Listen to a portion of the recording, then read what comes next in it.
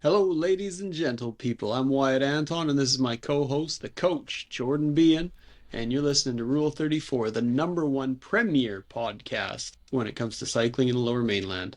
Or, so we say. It's been so long since we've done one of these that I think you forgot it's Rule 43. But um, that's not important. That's a minor detail. Yeah, Minor detail. it's still the premier podcast. Yes, it is Yes. that. I still love your joke about what the world needed was two more white guys talking on a podcast Oh, what they like to do. about their weird obsession with strange hobby. But it has been a while, my friend, and I've seen you a handful of times, and it always brings me such joy to see you. I miss you tremendously, so I'm glad we're doing this. And it was kind of like we agreed to do this because it forces us to sit down for an hour and catch up, Yeah. you Yeah. know?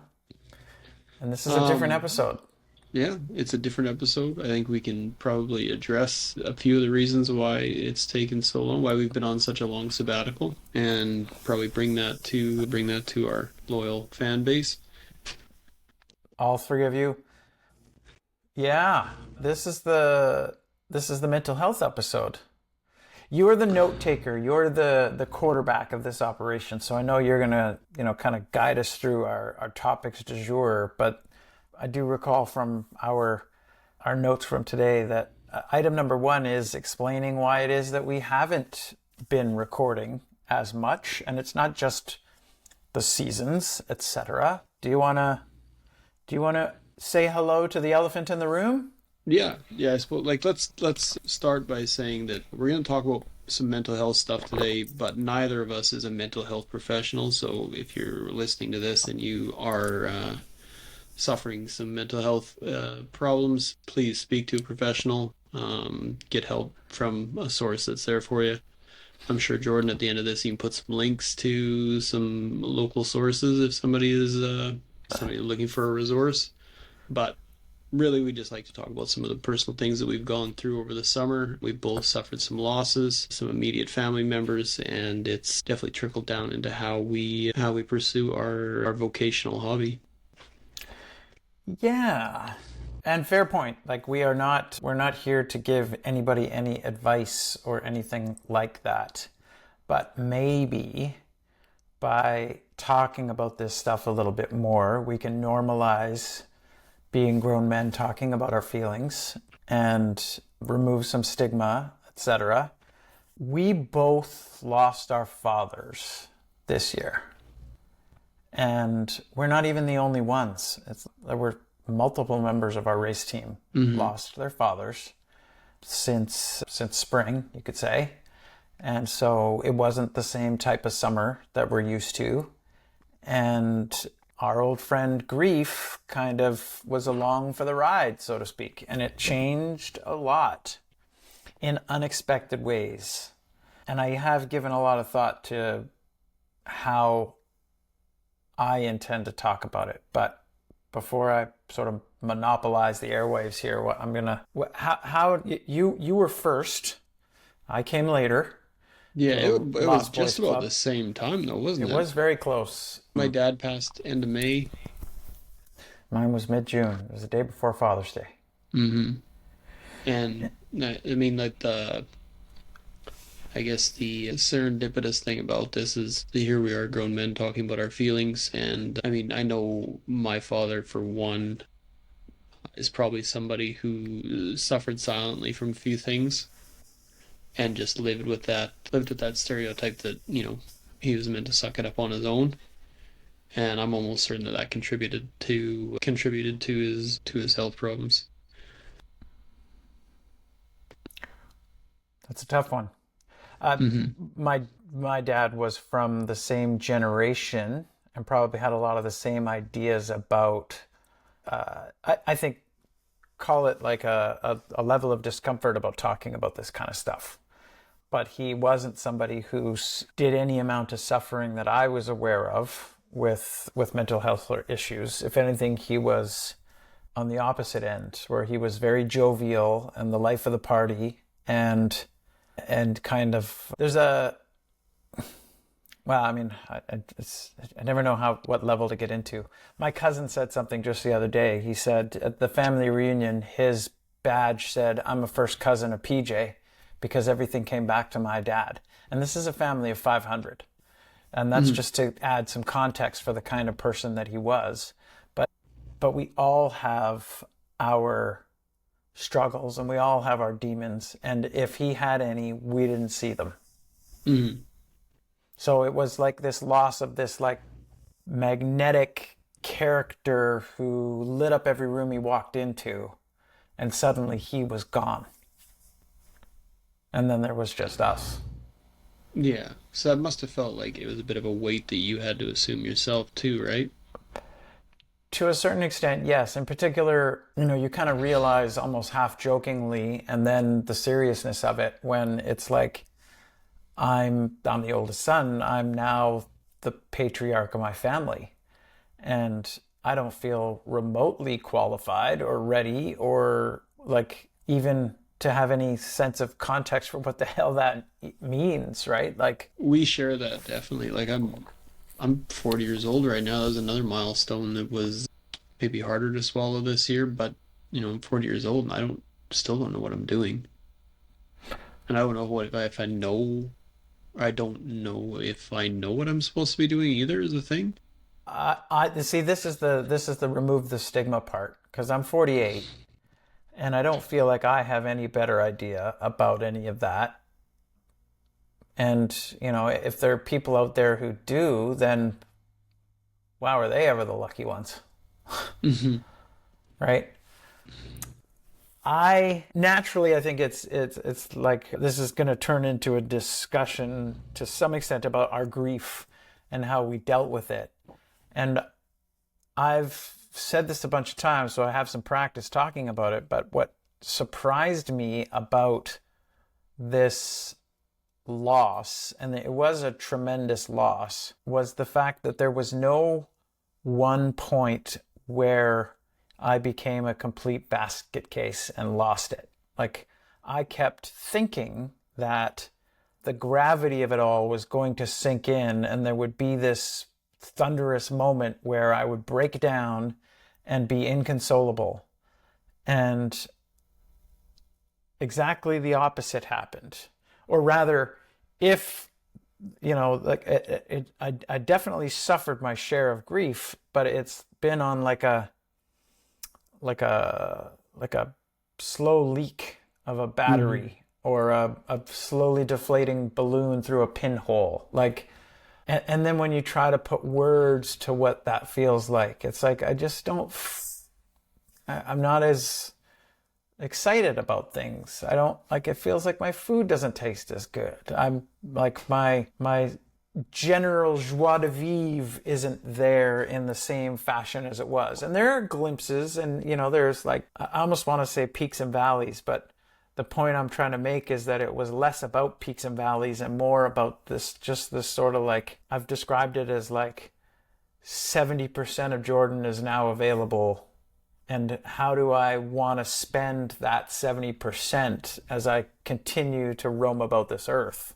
I can share that like the sentiment with that is it's not I was expecting to have it affect me more deeply than what it did, and I we kind of just went about our day doing exactly what we were supposed to be doing.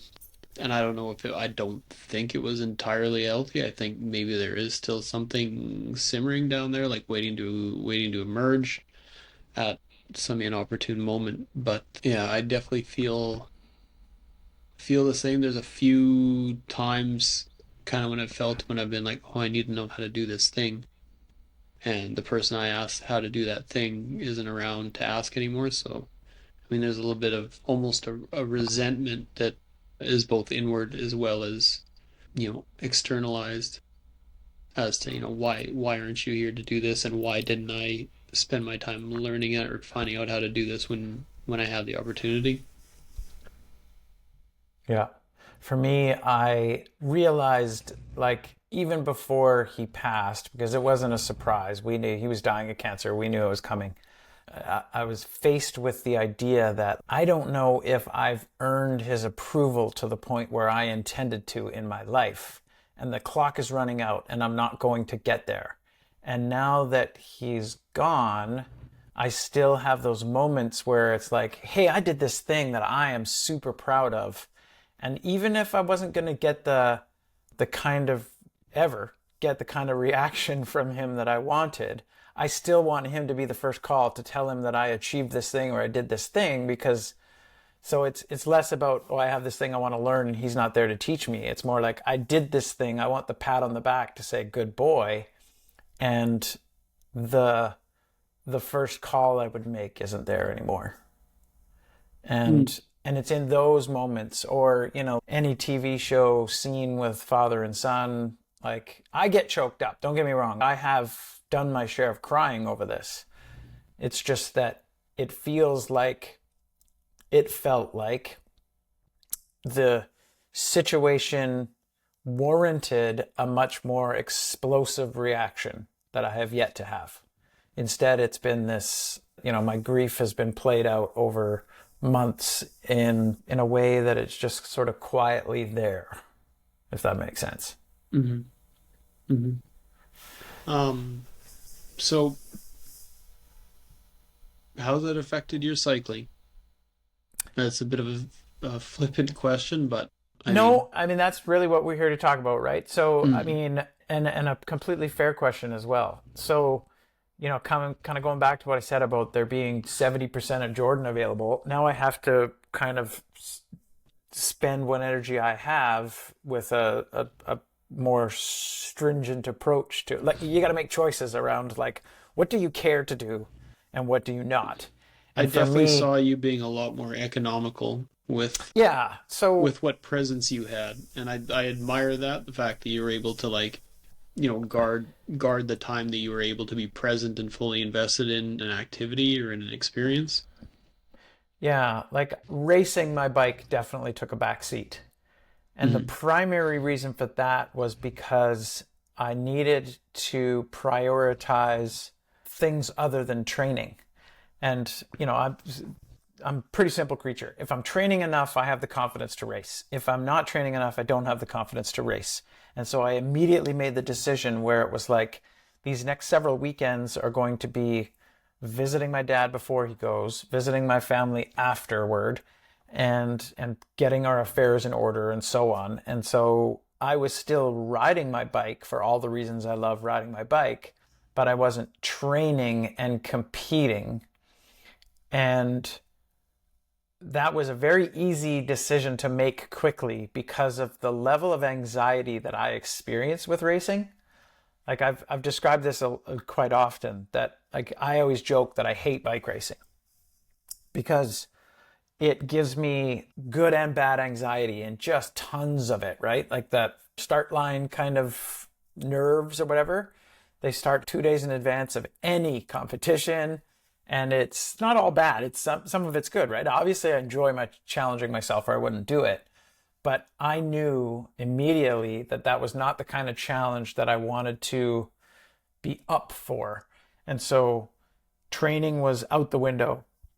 Bike rides for my own peace of mind and enjoyment were definitely still on the menu. And a pleasant byproduct of all of this is that this summer I discovered bike packing. I went on 8 bike packing trips over the spring and summer, including going back and forth to Powell River twice to visit before my dad passed. And I also went on a fishing trip with him with my uncle and brothers and stuff while he was, that was his one bucket list item. He wanted to take his kids fishing. But yeah, so that's, if you count that, that's 9 trips, but 8 times we traveled and just went bike packing or camping, and it was such a welcome distraction from normal life, I guess. Like, I fell in love with that. I got asked this question today: what silly regret do you have? And I was like, I don't know. Every time you ask me about regrets, I think of the really big stuff that are serious regrets. But here's a silly regret. I regret I didn't discover bike packing sooner. I was a 48-year-old man when I found it, and it's life-changing. I love it. You're never Why? too old. You're Why never did it too take old me for so long? something. You're never too old for anything. But you're right. It's funny, like everything finds you at the right time though. Like if I'd come to this at any time earlier, I might have just wrecked it. Might have come to it with the wrong attitude, burned myself out too fast, had too high expectations, something like that. It's nice now that I'm able to take a more measured approach, a more responsible approach than what I would have as a rank young man. Mm-hmm.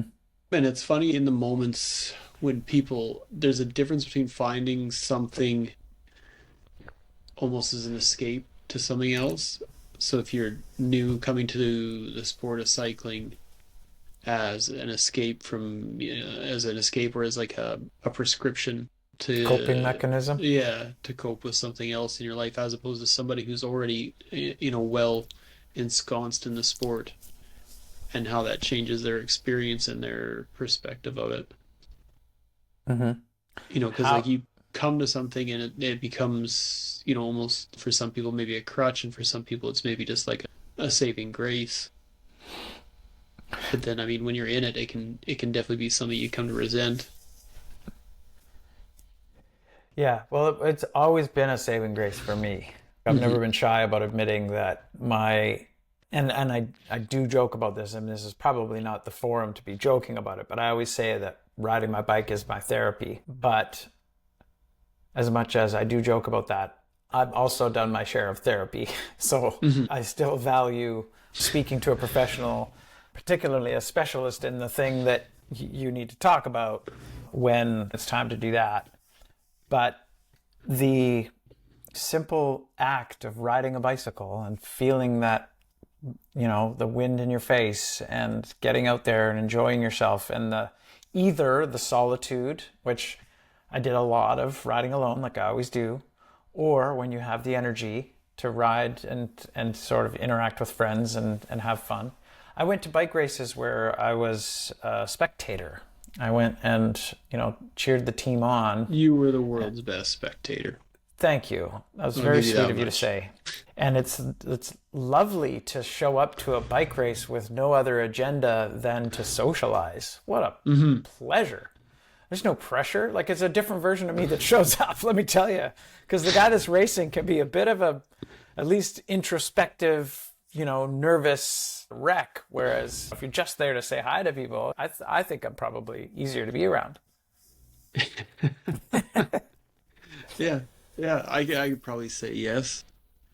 I can confirm that. How did your grief affect your cycling? I don't know if it was the grief exactly. I was almost from a very selfish point of view. There was a part of me because I was training for a couple fairly big things this summer, and there was a part of me that was a bit resentful because I wasn't able to. I really had no control over anything that happened, and I was just waiting for this to pounce on me, and I just kept thinking, "Oh, this is going to happen at the most inopportune time," as if there's an opportune time to have somebody die. But yeah, I don't know.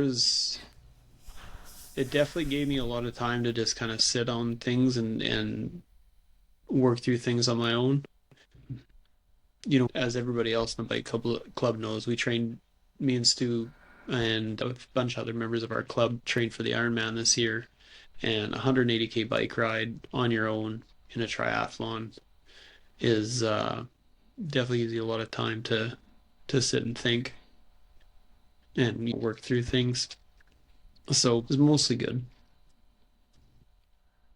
And I Mm-hmm. think that's where it comes down to like the mental health aspect of sports when suddenly you realize this is the status that you've adopted, or the label that you've adopted is that you're a cyclist now, and what sort of expectations are on you from outside, and what kind of expectations do you have for yourself, and how is an unexpected event such as losing a parent, how is that going to interrupt these priorities of yours, and how are you going to be able to maintain that status, or what happens if that status is threatened? Yeah, and I didn't want to lose my identity as a cyclist, but I think I probably put my identity as a coach on the shelf for a little bit. Like, I was more of a cheerleader than a coach Mhm. because yeah, there was less of me to go around. And so I was careful, I guess, about never necessarily being a downer too, right? I think that's the maybe the values that our dads instilled in us too, is that it's like this is a shitty thing, but you don't want to be moping around feeling sorry for Mhm. yourself and expecting that everybody is going to, sit there and console you constantly.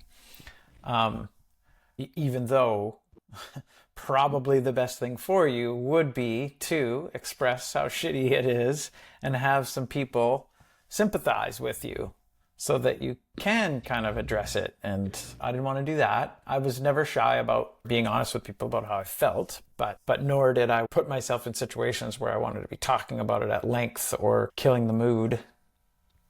Yeah, I don't know. Like, I don't know if I really I didn't personally have a lot to share about it with anybody. It's a funny kind of double-edged sword where, like, it's a very, very momentous occasion in somebody's life when you lose a parent. But at the same time, do you think you're the only person in the world that's ever lost a parent? Like, everybody's going to do this one day. Yeah, And too many and sometimes too early.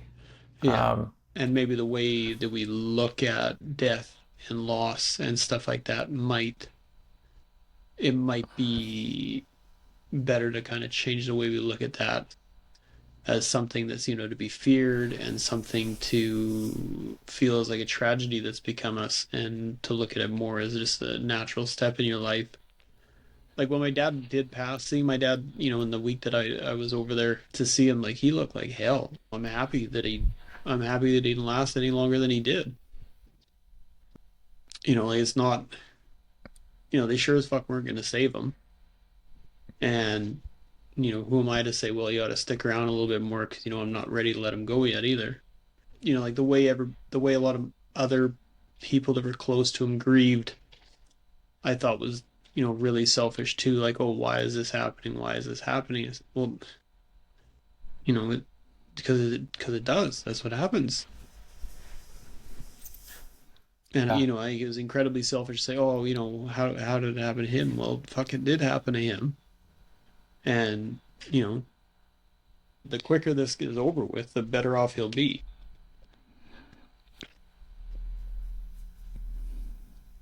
There was a time before he was really in a palliative state where maybe that could have been extended and it would have been nice.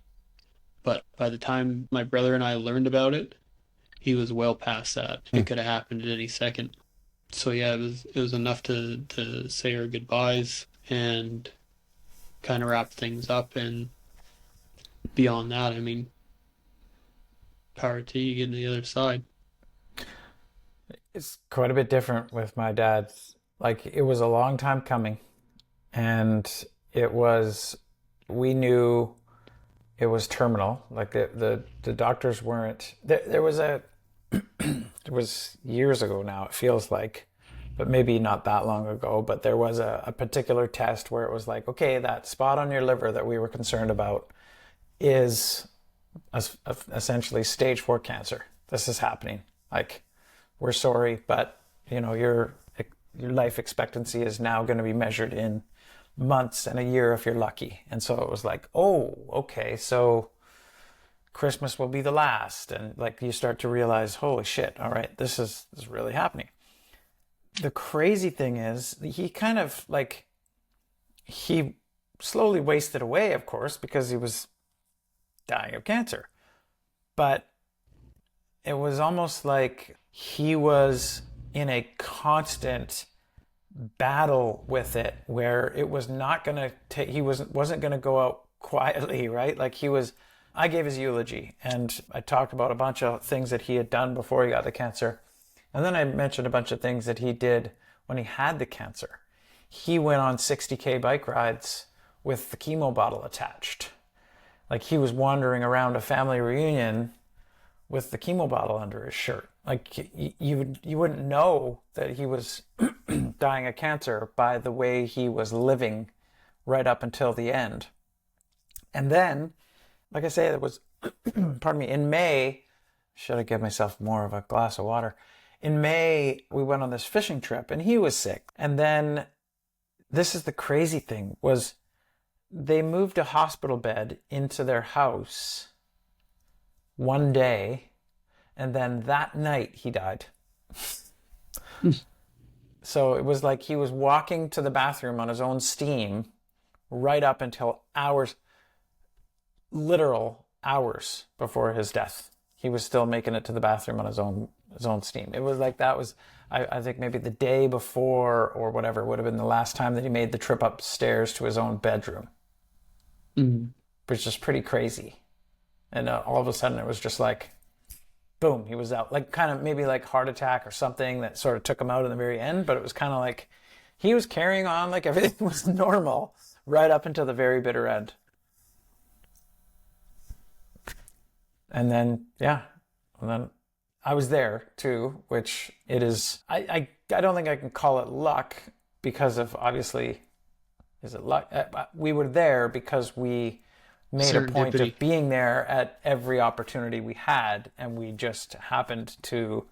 Mel and I were up there. I can't remember if that was one of the trips where we were on our bike or drove up because I was up there a lot, but we just happened to be there, and yeah, he went. It was interesting times, and now things are different. You had other items on the agenda. I feel like this episode deserves like a pivot at some point where we talk about how life goes on. Mm. Well, I mean, But I think that's looking back at how my summer shaped up after my dad passed away. I think it was probably a good thing that I had, I had stuff that I absolutely had to do that wasn't going to go on pause because I was bereaved. It allowed me to stay busy at something. Like if I had nothing to do at that time, I would have probably dealt with it a lot worse. But I had something that I had to just keep on doing. And yeah, like I say, the solo spots in my training gave me a lot of time, and I mean there was quite a few of them, and it gave me a lot of time to try and process stuff and think about things. And I don't know, I think I was a lot more accepting of what happened, maybe for the fact that you know as stupid as this sounds like something that goes on bicycling circle jerk, but I think I was more accepting of the fact that it had to happen, and that we can be thankful that it happened because life will go on regardless, right?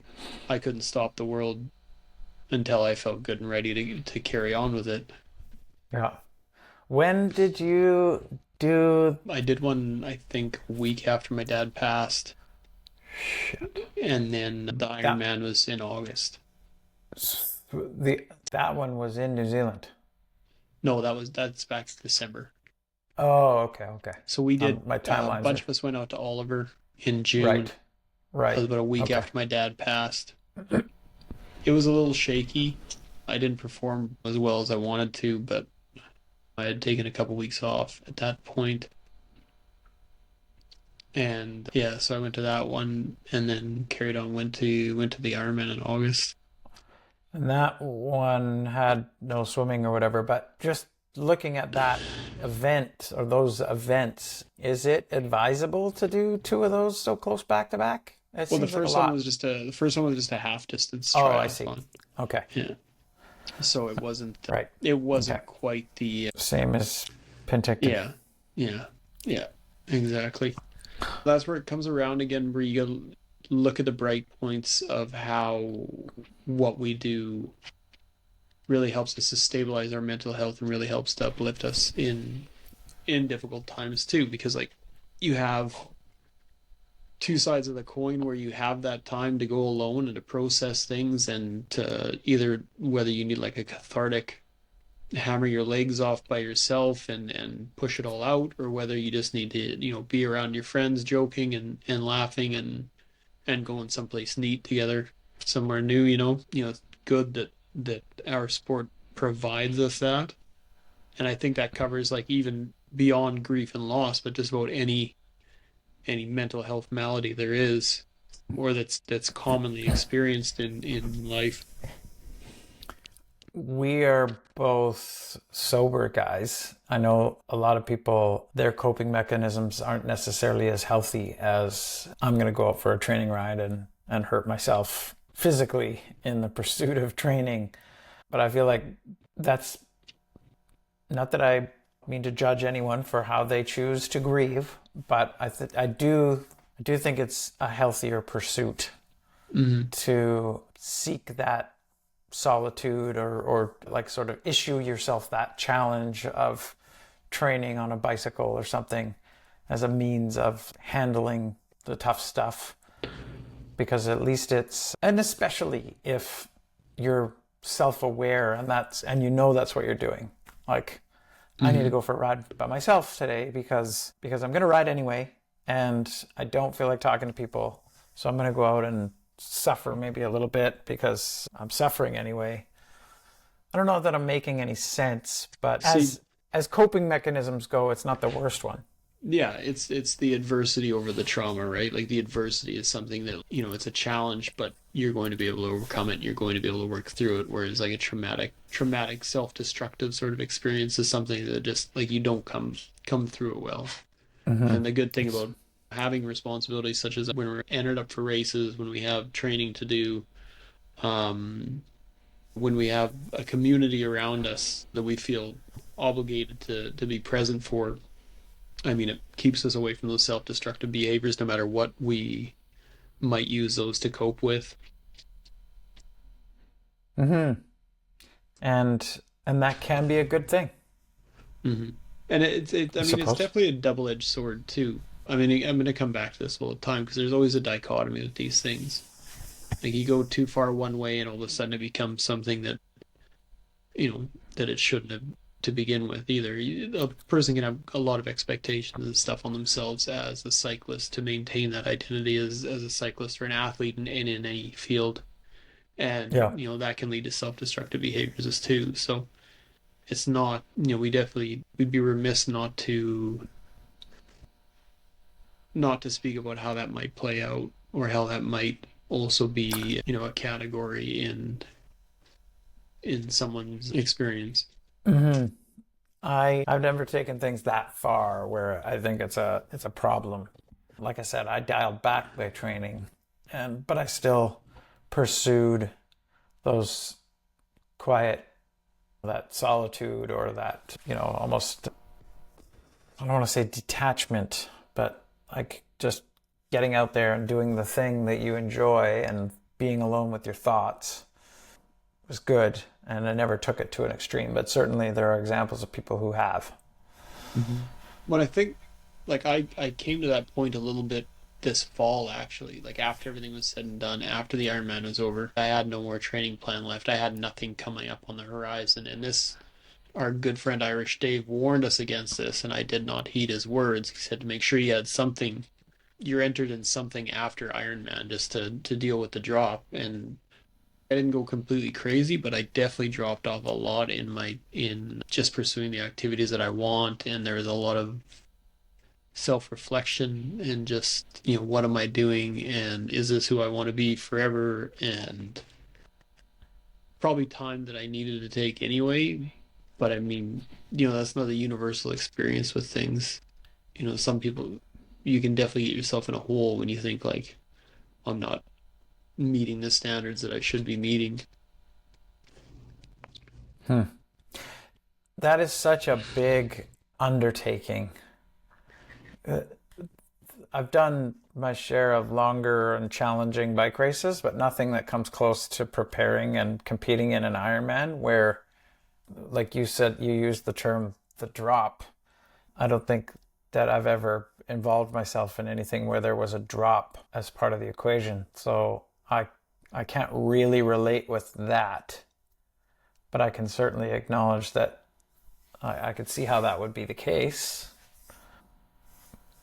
Like you need time to recover, and you probably don't feel like getting out and training again right away for anything necessarily because your body's hurting. I think for me, there was certain things I just came to dislike after a while. For probably a good year and a half, 2 years, we were waking up at 4:30 to get to Coquitlam to swim at 5:15 a.m. 3 times a week. And by the time that was over in June, I was happy for it to be over.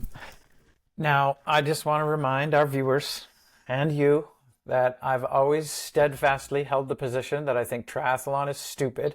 And it's exactly things like that that are evidence of this. Like, that's the fodder that I would use. It's like, yeah, of course it sucks to get up at 4:30 and to go swimming in Coquitlam.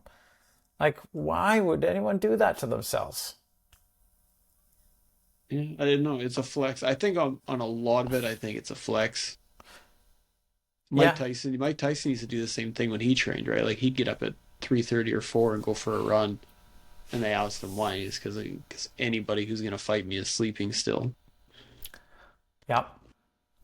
There's a lot of hustle culture in entrepreneurism as well. And I'm just like everybody else, and I'm so glad that that bullshit is over with. Yeah.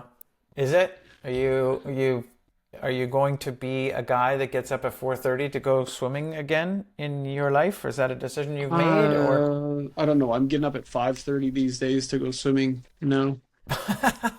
Jesus. Um, It seems like a suitable compromise, I it suppose. 4:30 is pretty goddamn early, but I think getting up in the morning is good for people regardless of who you are. Like Sure. getting up in the morning, getting something in before the rest of the day starts, whether you get up to go, if you go sit on Zwift for 45 minutes when you wake up and then Yeah. have a coffee, then get ready and go to work, like I think you're way ahead on your day. Fair. We should caveat all of this too by saying, because I'm not a big fan of like the hustle culture type of stuff. Like No, and neither am I. I And get that that's it's a flex to wake up at 4:30 and all power to you if you do. I'm not going to tell you how to live your life, but most people who wake up at 4:30 will at least tell you that they had the good sense to go to bed at 8:30 or 9 too, right? So it's I did. not like yeah, so this is not like pulling an all-nighter and, depriving yourself of sleep and then just training yourself into oblivion either. It's a different lifestyle. This is for the young people out there. Like when a 40-year-old man tells you he's getting up at 4:30 and going for a swim, he went to bed at 8:30. Yeah. Passed out on the couch watching a movie. Yeah, exactly. Because he's exhausted because he was up at 4:30 and so on. Which is, again, that's a healthier cycle, but Hmm. it's not, yeah, not sleep deprivation. Well, I mean, I agree. I'm really glad that you see more and more people that come out against like the hustle your ass off and grind yourself into a hole to succeed kind of thing because it's not sustainable. It doesn't work for everybody. The people that did say it worked for them probably had some other I hazard to say that there's some other things that kind of helped them out along the way, like wake up at 5:30, have an ice bath, have a father who's a multimillionaire, read Do a a line of book. coke. Yeah, read a book, do a line of coke, get a nepotism position at your dad's Yeah, company. Like these are my secrets yeah, to success. yeah. Black market Um Adderall prescription. There's, yeah, yeah. yeah. And you can hustle without the ice bath and the Adderall for a good solid decade and survive it and probably see what looks from the outside like success, but you're paying for it in other areas of your life, no matter how you Hmm. look at it, right? And probably your health is the number one, right? It's just if you're a young enough person, it's not evident right away. But yeah, you can work yourself into an early grave. I'm a balanced lifestyle kind of person. From, to some people, my lifestyle might seem somewhat extreme because I am riding my bike and or going to the gym almost every day and run a business and everything else. But it's like I do all of those things in moderation such that it's all possible and sustainable year after year and decade after Hmm. decade, right? Well, I don't think people see that either. Like like I say, like I was getting up and going swimming at 4:30, and on the weekends we were doing like 2.5 hour runs, or doing a 6 hour bike ride on the weekend. But the things I didn't talk about is after that 6 hour bike ride, I came home and I had a shower and I sat on the couch and did absolutely fucking nothing for the rest of the day except for eat. Yeah. Yeah. And there's definitely, don't take it as like you do a 6 hour bike ride and then you go and like hang out with friends and go for a beer and Yeah. attend Nobody's somebody's wedding and going shit out like that. dancing. Yeah. Yeah. Not happening. No, Exactly. I take my recovery and my sleep very serious when I'm doing stuff like this. Sleep especially. If I could give my younger self one of many words of advice, looking after your sleep schedule, being selfish about your sleep schedule is definitely something It that is in absolutely, it's imperative. And if you're going to be training hard, you have to recover no matter what. And sleep is like the number one way to do it. your I performance in any avenue, your quality of life all hinges so heavily on your quality of sleep. That's the thing, yeah, is that to get the gains, whatever the gains are, they happen while you're sleeping more often than not, right? That recovery period is where the growth happens. Mhm. So don't ignore it, kids. Get your sleep, get your Z's. We talked earlier about having this talk between you and I and being two grown men that are talking to each other about feelings. And I know some of the cultures I've been involved with earlier and some of the undertakings I've been involved earlier, strictly this kind of thing is off the table. Like when I used to rodeo, like you don't talk about feelings and you don't be You vulnerable. you fucking cowboy up. Yeah, yeah, exactly. And as much of a stereotype as it's alive and well. You just keep it to yourself and you just punch along, and eventually you'll, you know, successfully repress it along with a bunch of other fucking emotions that you have. Or get But in a bar fight. yeah, yeah, exactly. Beat somebody up, you know. Um, so do you think do you think you have that same kind of thing in cycling? Do you think there's that same kind of false machismo or performative machismo in cycling that prevents people from being vulnerable, prevents them from being like emotionally healthy, or impedes their emotional health, perhaps is a better word for I it. I From the outside it can look that way, definitely. But I think that either we're evolving very quickly or it's the company that I keep where that is less the case. I think that the culture has that kind of reputation to a certain extent, particularly if you look at the pro ranks and like the way that you think about European cycling and stuff like that. But actually the pro ranks is a really good example that where the pro teams are now employing sports psychologists and talking about mental health as being one of the things that you train.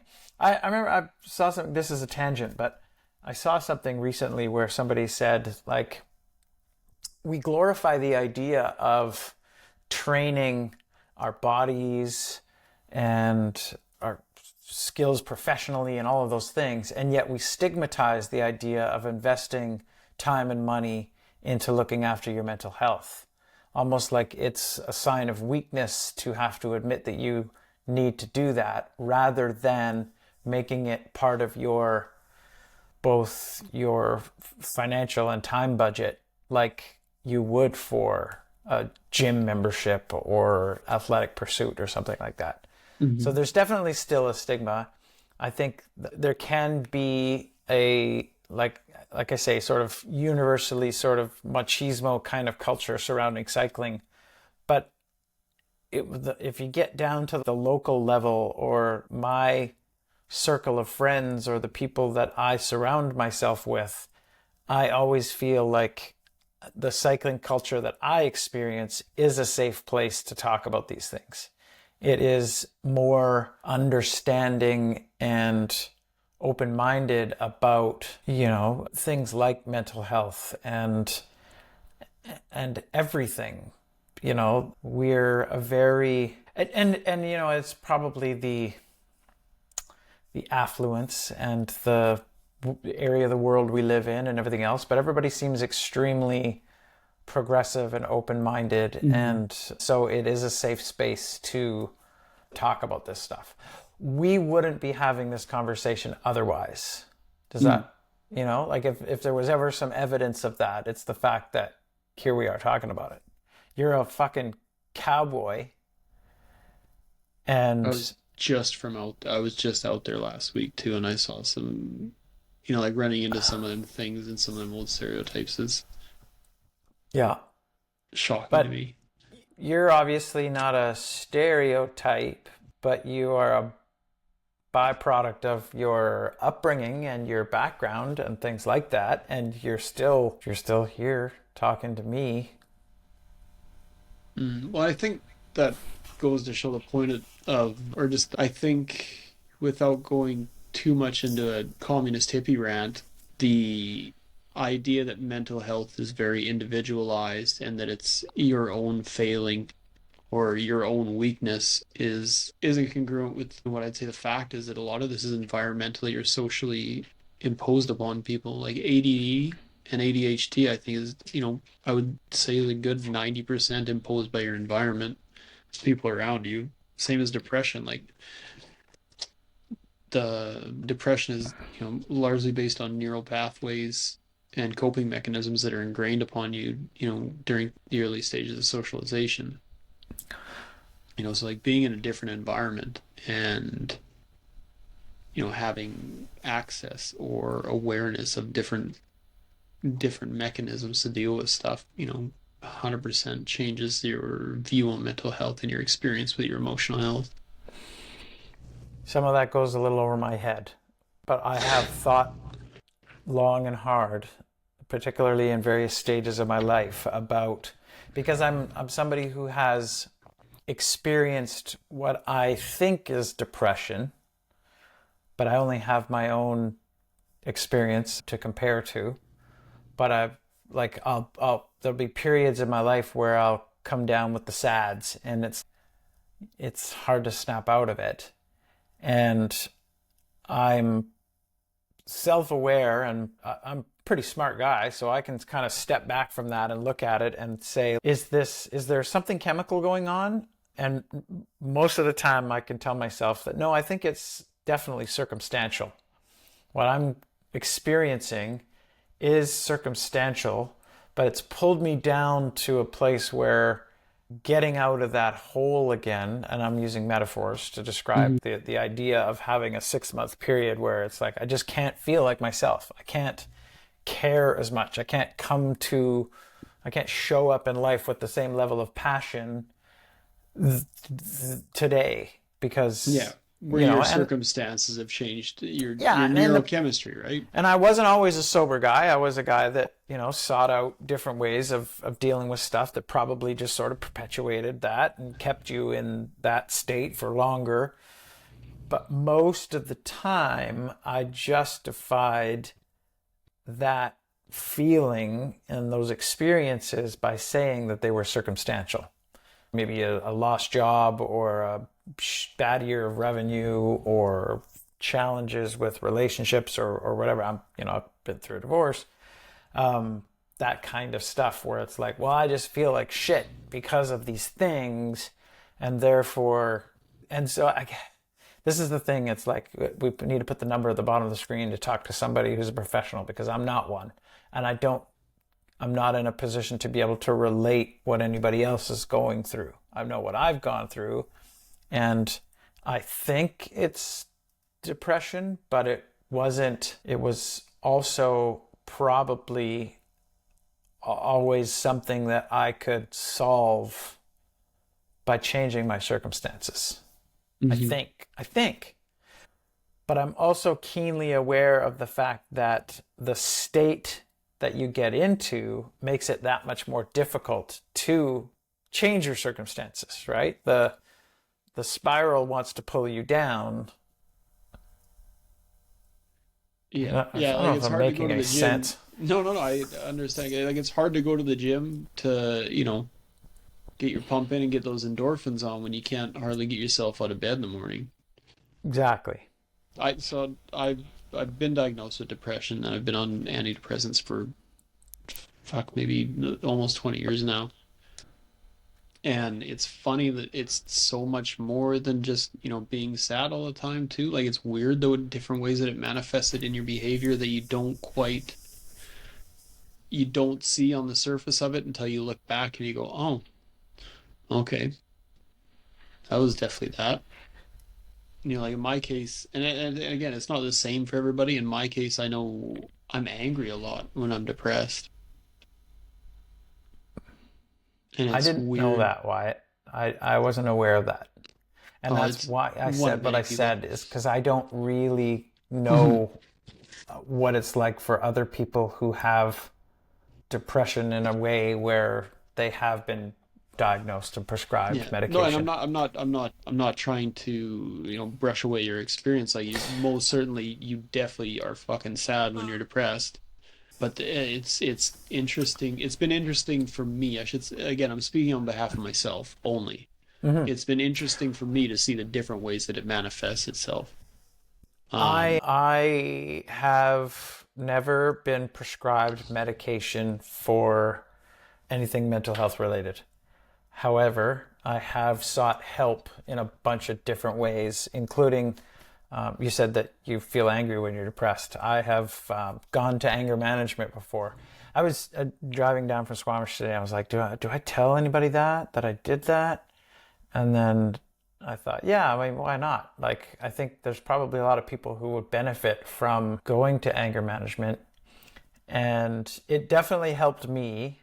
I think that I always try to boil these things down to like a key takeaway. Like, I invested that part of my life into learning that thing, but what are the lessons that I'm taking away? And I think to boil the 8 or 10 weeks or whatever it was of anger management down to like a simple takeaway, it was that um, you are going to get angry. There's no way around anger. And it's a perfectly natural emotion that is totally warranted in many situations and will happen again. And what your job to do is to manage your response to it. Like that's Mhm. like effectively the all of the lessons and all of the, exercises and everything else was to be like, okay, well the next time you feel rage, step back, realize that that's what's happening and choose a different reaction than, the destructive stuff. And that like Mhm. this stuff is mostly anonymous, I guess, but it was like there were this was a group thing, and there were people there who were mandated by the court to be there. And then there were people there who had chosen to be there in order to develop the skills that they need. All of them probably because of something that had happened or a situation they were in, of course. But there was definitely people in anger management who felt like they were still very angry that they had to be there. And then Mhm. there was other people who were like, I'm here to develop a tool set. Yeah. But yeah, I mean, I've had, like I said earlier, I've had therapy in a bunch of different ways, like relationship counseling and grief counseling and um, Yeah. It's funny to me too. I family think, counseling. oh Yep. God, I wish I had been so lucky. Um, I mean, it's funny to me too how the, like the mental health and the emotional health, people are still looking for like the same kind of thing that you look for when you're training too, is like, what's that one key thing that's going to make this really easy for me to do and it's going to happen fucking overnight. And I mean, I've fallen into that trap too. Like microdosing is a huge thing, and I mean, it's successful, but at the same time, it's the same advertising campaign as like, oh, you should be eating keto. It's completely, a few scientists say it's really good for you. Yeah. I don't have any experience with that. I have tons of experience with full-on dosing when I was when I was younger. None of this macro dosing. macro dosing. Yeah, yeah. What is that? I think I'm actually clinically insane, if you get the reference. But the only thing that works, it doesn't matter if you're talking about in mental health. Well, I'm not a mental health expert, so I'm not going to pretend to know, but you used the training metaphor. Consistency in the good habits. Yeah. I think if we were It's to the like, same thing I was gonna. Yeah, I fucking knew you were gonna say it. that's the only way to achieve success. Set aside in what criteria or in what discipline or whatever, but like consistency with the good habits is the answer. It's the only answer that isn't some kind of snake oil bullshit. Mm-hmm. The same thing that you're gonna be able to do every day for the rest of your life, Yeah. little by little. Yeah. So if you're going to be getting up at 4:30 to go swimming, if that's your thing, going to bed at 8:30 is what makes it possible. And now those two things are suddenly a sustainable habit that scratches your itch or whatever it is, or achieves you the outcome that you're looking for, which Well, I is to think maybe swim it's faster. I don't know why yeah. the fuck you. Well, God, because you don't man. want to swim slower. Who the fuck wants to swim slower? Do you want to True, bike yeah. slower? Do Yeah, no. you want to be more out of breath when you get to the top of the hill? Hey, do you remember an hour and 7 minutes ago where I said, so what are we going to do? We're going to talk for 20, 30 minutes? And you said, no, man, we gotta go for at least an hour. Well, we could probably go for 2 at this point, but maybe we shouldn't. It's an hour and 5 we've done already, and Yeah. I can't believe it. Yeah. Oh, That we we did still it. got so much more to cover. We can make this a 2-part episode, to be honest. We're going to have to revisit these topics because we Because, haven't I mean, done I them got justice. I don't know what I'm talking about. I should not be considered an expert in any of this stuff. Well, you're an expert in you, Jordan. I am a student in me, Oh, ooh, as we should all sensei, be. sensei. Yeah. Well, that's about it, man. That's a good one. But listen, Um, it's not all doom and gloom for us either, right? Like we are capable of having this conversation, and I think that is the best sign of all.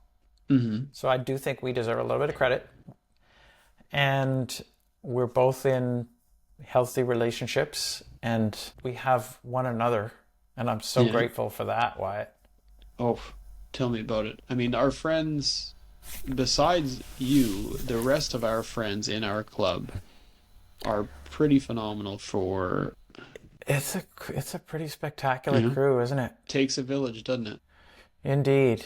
And I am so grateful. And here we are. It's like mid-January, and it's that time of year where we're all, rebuying the memberships and getting all fired up for 2025 and the season to come. And the rides are going into the calendar, and it's just that time of year where it just feels like a new chapter. Yeah, I know that the whole New Year buzz thing is kind of almost cliche, and actually I think, what was it, yesterday or the day before was like the quitting day. It's like when everybody's New Year's resolutions go out the window. Yeah. But I think, no, this is a very positive time of year. The excitement level is there.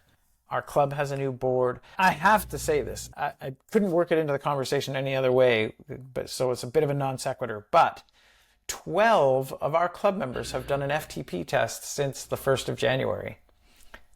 That's amazing.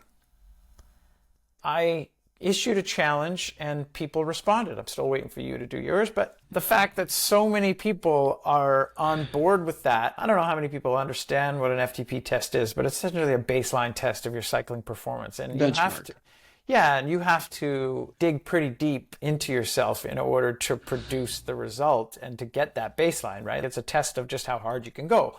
And so there's different protocols and people sort of choose the type of test they do, but there's no easy way to go about it. Everybody has to dig pretty deep and do it, and then put themselves out there enough to say, this is where I'm at. And 12 people have done that, which is 4 times as many as I thought would be interested. And it just buoys my spirit to see so many people, I think, making that commitment in the first couple of weeks of January, first week of January, really, most of this happened. It's just, it moves me. I'm happy to hear Literally and figuratively. that. There you go. Let's wrap this up. Yes, I mean, sir. we definitely got another episode of this to we definitely got another episode of this to record. I think we can probably talk about how we talk about a few things like this shame that I feel now for not having my FTP test done and how those can be good feelings when used accordingly. We can follow up on that with the next episode because I feel like we are back now. Like we explained to people why we were gone back. as long as we were. Fucking back, baby. Everybody's excited about having us back. Again, all 3 of you, thank you. We got a spring series coming up that we're gonna have to get everybody revved up for. Indeed, yeah. And a new club season, like there's new kit on order. It's just, 2025 is going to be the year, man. The year. Loving this. So if you watched all, well, I won't say how long we recorded for because I'm going to edit a little bit probably. But if you watched all of this, then bless you. And here's your reminder to keep the rubber side down and Don't be a jackass. thanks for watching. Thanks for watching, guys. See you next time.